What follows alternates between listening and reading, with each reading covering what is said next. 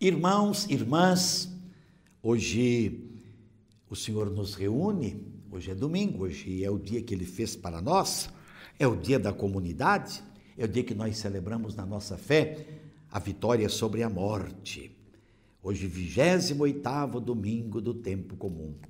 Estamos com Marcos, nosso evangelista, no capítulo 10, versículos 17 a 30. Naquele tempo, quando Jesus saiu a caminhar, veio alguém correndo, ajoelhou-se diante dele e perguntou: Bom mestre, que devo fazer para ganhar a vida eterna? Jesus disse: Por que me chamas de bom? Só Deus é bom e mais ninguém. Tu conheces os mandamentos? Não matarás, não cometerás adultério, não roubarás, não levantarás falso testemunho, não prejudicarás ninguém, honra teu pai e tua mãe. Ele respondeu: Mestre, tudo isso tenho observado desde a minha juventude. Jesus olhou bem para ele com amor e disse: Só uma coisa te falta. Vai, vende o que tens e dá aos pobres, e terás um tesouro no céu. Depois vem e segue-me.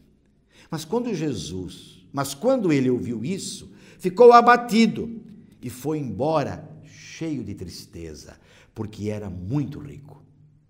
Jesus então olhou ao redor e disse aos discípulos: Como é difícil para os ricos entrar no reino de Deus.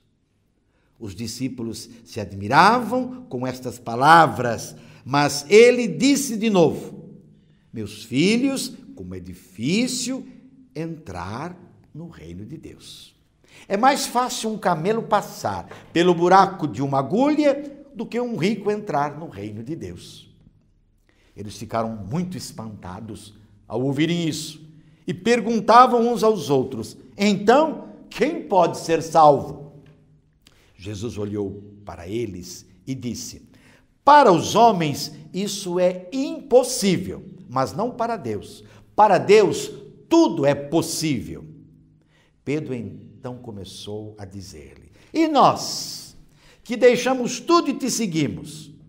Respondeu Jesus: Em verdade vos digo, quem tiver deixado casa, irmãos, irmãs, mãe, pai, filhos, campos, por causa de mim e do Evangelho, receberá 100 vezes mais agora, durante esta vida, em casa, irmãos, irmãs, mães, filhos e campos, com perseguições, e no futuro a vida eterna. Palavra da salvação, glória a vós, Senhor.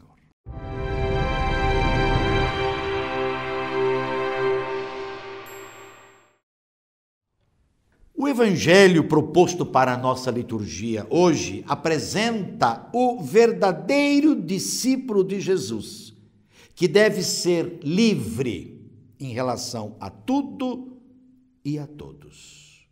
Atenção, para ganhar a vida eterna, que é dom de Deus, é preciso ir além do cumprimento dos mandamentos ou da lei de Deus, conforme nós lemos aqui no capítulo 19. Tu conheces os mandamentos?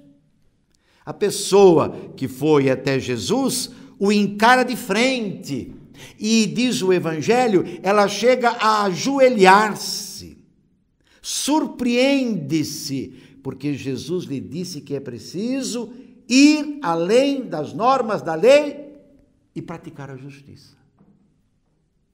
É verdade que as prescrições da lei são importantes e se referem aos nossos relacionamentos, o relacionamento com o próximo.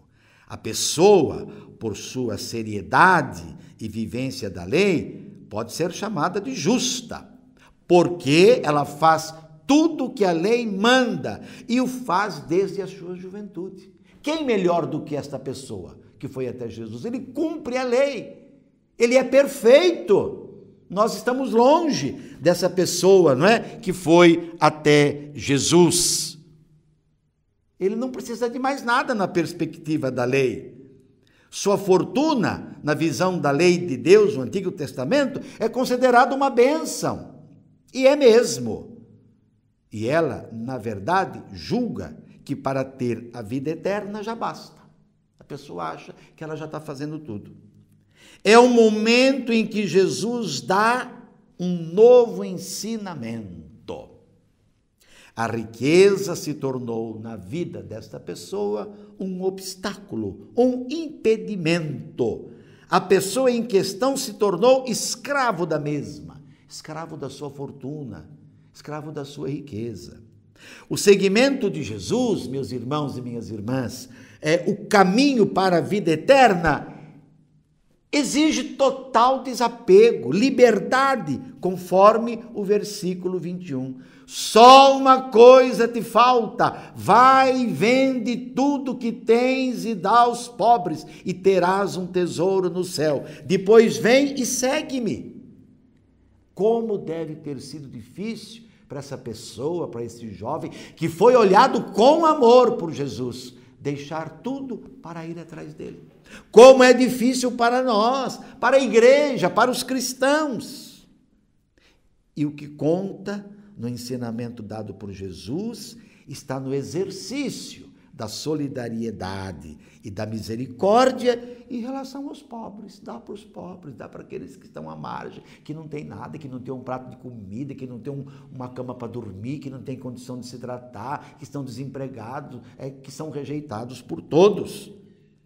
A pessoa de muitos bens, muitas terras, propriedades, tudo tendo conseguido legalmente, pelo menos ao que parece, na verdade era escrava, apesar da sua consciência tranquila.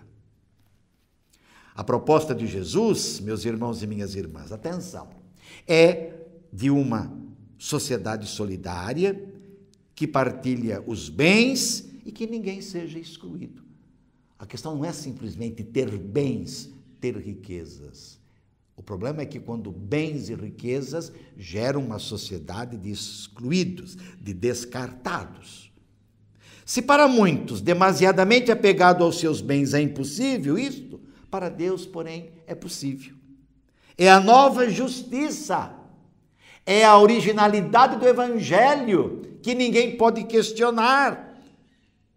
A justiça do reino, onde os bens ou riquezas são postos a serviço de todos.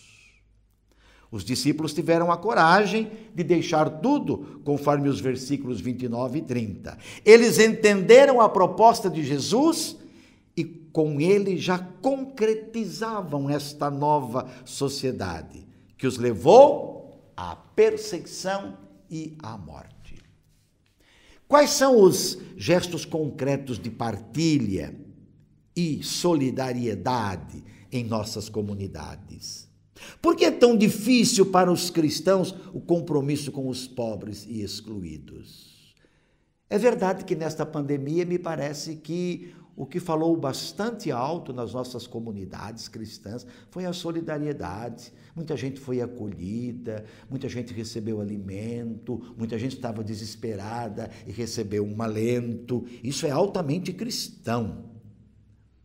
Por que na comunidade muitos querem, às vezes, um trabalho que dê visibilidade, notoriedade, e é tão difícil encontrar alguém para trabalhar com os pobres, com as crianças, na pastoral da criança, na visita aos presídios. Conversava com um agente de pastoral da nossa diocese esta semana, como é difícil encontrar alguém que se dispõe a ir até essas pessoas, a ouvi-las, a rezar com elas, estar com elas, fazer com que elas reencontrem a esperança perdida. É o caminho do Evangelho, é o caminho do reino. E sobre todos desça a bênção de Deus Todo-Poderoso, Pai, Filho, Espírito Santo. Amém.